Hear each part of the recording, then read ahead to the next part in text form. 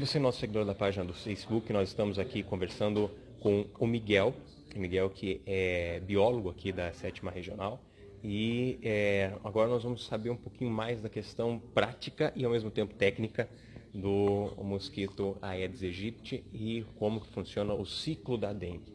Primeiro, Miguel explica para nós como que a gente pode identificar o mosquito a olho nu. Tem como identificar, quando a gente vai limpar, por exemplo, algum local, tem como identificar, opa, esse é um local onde ele pode se proliferar, como que se identifica esse local. Você falava antes na tua explanação que não é apenas água parada, mas também água suja também o ambiente, água limpa não é o ambiente que ele gosta, ele tem que ter sujeira na água para ele se alimentar, né, para ele se reproduzir. Então, e também anteriormente você comentava que areia no saquinho de areia já não funciona mais, né? Areia nas flores. E temos que ir para lugares em que a gente não pensava, mas que o mosquito pensou antes da gente. Seria mais ou menos isso? Boa noite, Miguel. Boa noite. Então, é bem isso, Luiz. Se você for avaliar... hoje em dia, sua primeira pergunta, né? Como que faz para identificar o bicho? O Aedes aegypti é aquele mosquitinho pintadinho, que ele vai estar ativo no início da manhã, final da tarde.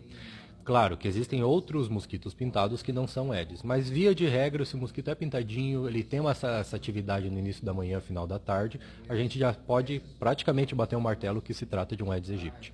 Quanto à larva, não tem como identificar olho nu, só apenas em critério laboratorial, com um microscópio, para você conseguir diferenciar uma larva de Aedes aegypti de outros mosquitos comuns. E também, como você disse, os criadouros hoje em dia, eles têm mudado. O padrão, né, o nosso maior problema de criadouros no município, eu digo pelo município de Pato Branco, mas acredito que no Paraná como um todo, não é mais aquele pneu, não é mais aquele vasinho de planta com um pratinho que acumula água. Hoje em dia a população já tem uma consciência muito boa quanto a esses criadouros. Eu peço que a população tenha um olhar um pouco diferenciado a partir de agora para aqueles criadouros que fogem um pouco da nossa visão.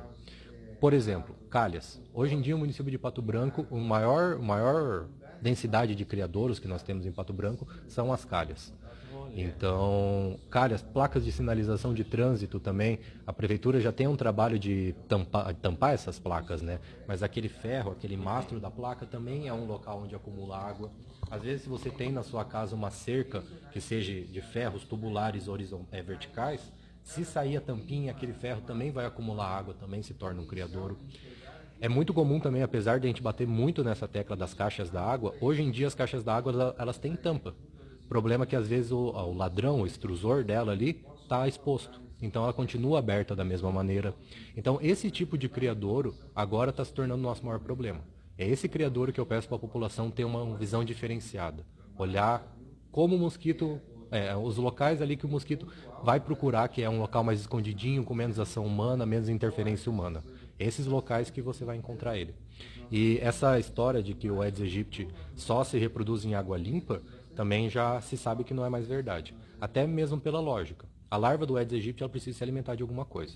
Se a água for totalmente cristalina, potável, limpinha, não vai ter matéria orgânica ali, ela não vai ter do que se alimentar. Então a água ela precisa conter um certo nível de matéria orgânica para que a fêmea deposite os seus ovos.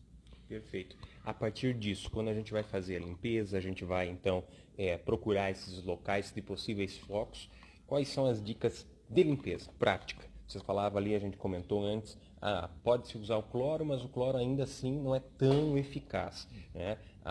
Os agentes públicos têm o antídoto, tem ali o larvicida, só que ao mesmo tempo é necessário que haja a limpeza, primeiro prática nossa, né? De colocar a mão na massa e ir atrás para acabar com o criador. Essa é a temática, digamos assim. Sim, produto químico ele é paliativo, mas ele não resolve o problema. O problema a forma de resolver o problema é eliminar o criador, ponto. E não apenas eliminar o criador. A fêmea, ela vai fazer a ovoposição, ela vai depositar os ovos não boiando na água. Ela vai fazer a deposição dos ovos na intérfase da onde vai ter a água. E daí quando esses ovos entrarem em contato com a água, quando subir um pouquinho o nível daquele recipiente, é que os ovos vão eclodir. Então, apenas remover a água do criadouro não é o suficiente. É necessário que se faça a remoção dessa água parada e também que se faça a limpeza da parede desse criadouro. Então, se você, por exemplo, fazer o tratamento da sua piscina, não basta só tratar a piscina. Tem que também lavar a parede da piscina ali onde está em contato com a água, porque é ali que vão estar os ovos. E essa limpeza da parede da piscina, por exemplo, como ela deve ser feita, como que deve ser descartado, por exemplo, encontrei larvas ali, como que essas larvas devem ser descartadas? A limpeza é feita com esponja, água e sabão. As larvas, joga em algum local onde não tenha água, né, que ela vai morrer. Então, tem que passar uma esponjinha, água e sabão para remover os ovos dessa superfície. Não basta só eliminar a água. Uhum. Agora uma questão mais de conhecimento aí empírico. É verdade que você tem que pegar aquela água que está com as larvas e jogar, por exemplo, num local onde tem calor, por exemplo, sei lá, jogar na rua para que ela não tenha contato nenhum com água, ou no asfalto? Como é que mata esse ovo depois, por exemplo, que eu já peguei ele ali na borda da piscina, por exemplo, ou na calha, peguei um monte de água com um monte de larva, como é que eu faço? Se jogar no solo é o ideal. Jogar no solo vai absorver a água ali, as larvas elas não vão ter mais, elas precisam da água para sobreviver, elas vão morrer sufocadas nesse momento. Perfeito. Repelente, como que ele funciona? É indicado? Não é indicado? Tem um período de proteção? Qual é esse período? E como é que funciona essa questão? Ótima pergunta. Isso aí me fazem sempre essa pergunta a respeito do repelente, né? Funciona? Funciona. O problema do repelente você vai ter que passar repelente em você todos os dias, a cada 6 horas até o inverno. Ou seja, não é efetivo. O repelente ele é indicado para evitar a transmissão viral. Então, caso uma pessoa esteja doente de dengue, a gente recomenda que durante o período de transmissibilidade ela utilize o repelente para evitar que ela seja picada por um mosquito e transmita essa doença para outra pessoa.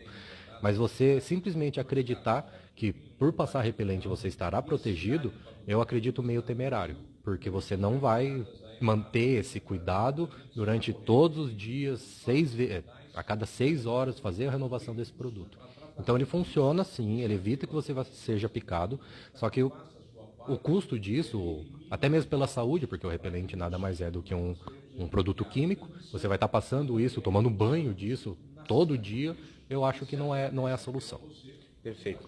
Além de todas essas informações que a gente passou aqui, tem algum canal do Estado que o nosso seguidor da página do Facebook possa estar entrando em contato com esse canal, seja uma página da internet, um telefone de contato, quando a pessoa também encontra um possível criador de grande escala, por exemplo, um lote baldio, alguma coisa assim, qual é o contato que essa pessoa pode ter para fazer essa denúncia e buscar mais informações? No site da Secretaria de Saúde, www.cesa.pr.gov.br, se você olhar na parte da direita, você vai ver um link escrito ouvidoria. Se você clicar nesse banner, você consegue fazer uma denúncia que depois é repassada para a vigilância do município para averiguar e é dada uma resposta para a população.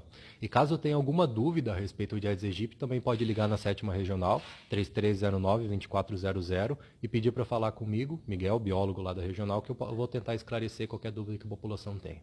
Perfeito, então. Está dado o recado, explicações técnicas e práticas para que a gente possa combater o mosquito da dengue, o Aedes aegypti.